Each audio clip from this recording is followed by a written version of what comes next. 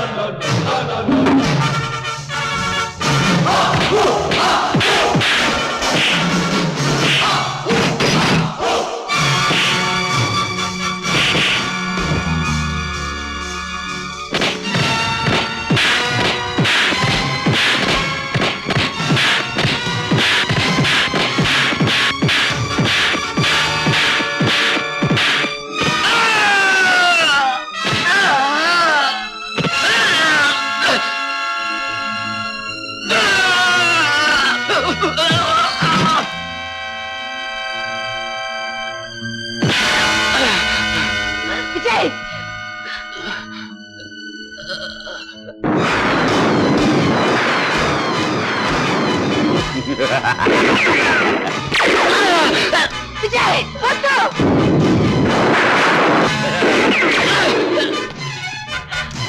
విజయ్ వద్దు.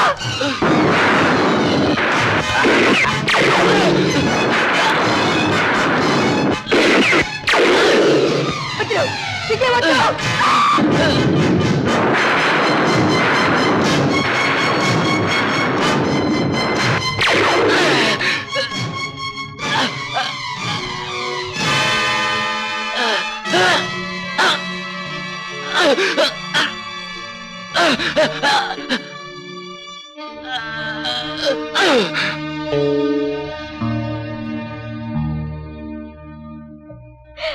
విజయ్ ఎంత పని చేశావు విజయ్, ఎంత పని చేశావు. నా శపథం నెరవేరింది. ఇన్నాళ్లకు నాన్నగారి ఆత్మకు శాంతి చేకూర్చాను. ఈ పిస్టల్ నీదే కదూ?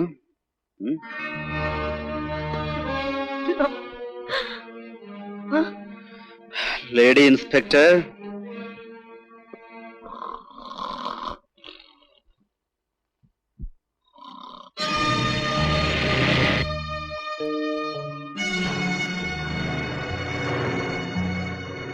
Ranga be careful. ఓకే.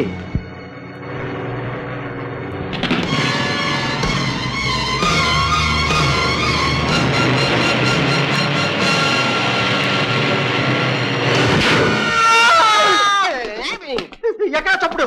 ఏంటండి? అదే నేను అడుగుతున్నాను. ఎక్కడ తిరిగి లేదు. బయట చూసిరా.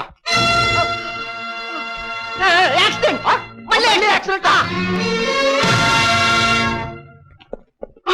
పాత కేసే.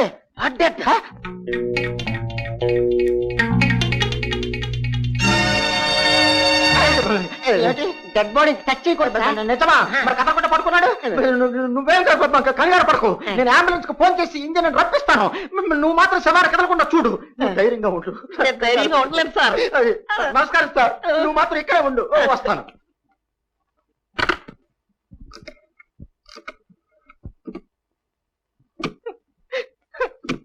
హలో హలో, 2 పోలీస్ స్టేషన్ అండి.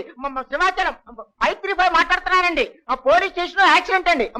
కాదు సార్, పోలీస్ స్టేషన్ ముందు మోటార్ సైకిల్ వ్యాన్ గుద్దుకున్నాయండి. వ్యాన్ మోటార్ సైకిల్ చచ్చిపోయిందండి. కార్ డెడ్ అండి. సబ్ ఇన్స్పెక్టర్ గారు లేరండి. ఎవరండి? నర్స్ గారండి. నమస్కారం మేడం. డాక్టర్ గారు లేరండి. పోనీ కంపౌండర్ గారు సరేనండి. త్వరగా పంపించండి. అంబులెన్స్ పంపించండి. అంబులెన్స్.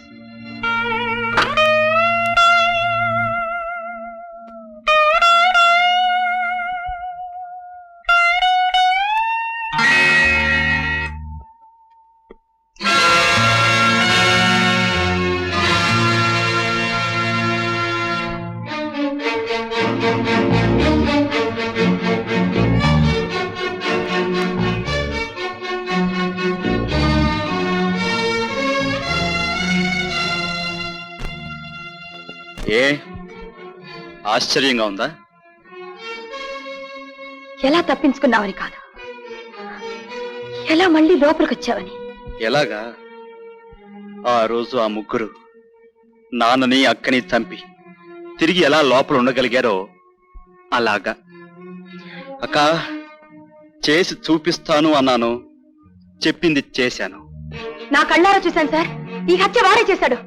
నా ముందే రివాల్వర్ తో కాల్చి చంపాడు. నా మాట నమ్మండి సార్, ఇది నిజం సార్.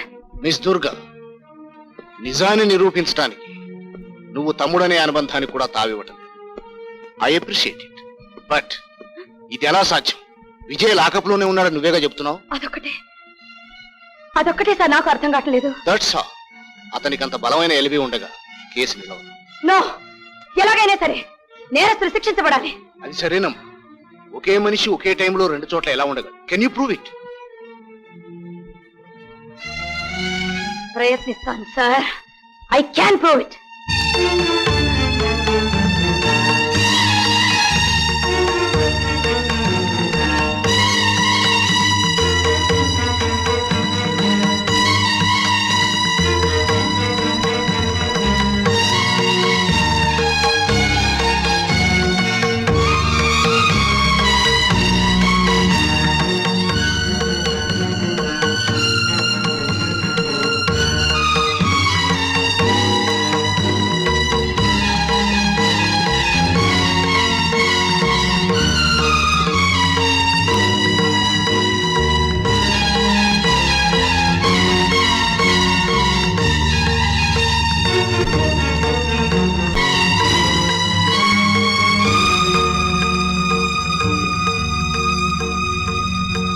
ఈ కేసు పూర్వాపరాలన్నీ పరిశీలించిన పిమ్మట ముద్దాయిగా చెప్పబడుతున్న విజయ్ పోలీసు కస్టడీలో నుంచి ఎలా తప్పించుకున్నాడో ప్రాసిక్యూషన్ వారు రుజువు చేయలేకపోయినందువల్లను హత్య జరిగిన సమయానికి విజయ్ జైల్లోనే ఉన్నాడని బలమైన సాక్ష్యాధారాలుండుట వల్లను బెనిఫిట్ ఆఫ్ డౌట్ తో విజయ్ని నిరపరాధిగా నిర్ణయించి విడుదల చేయడమైనది.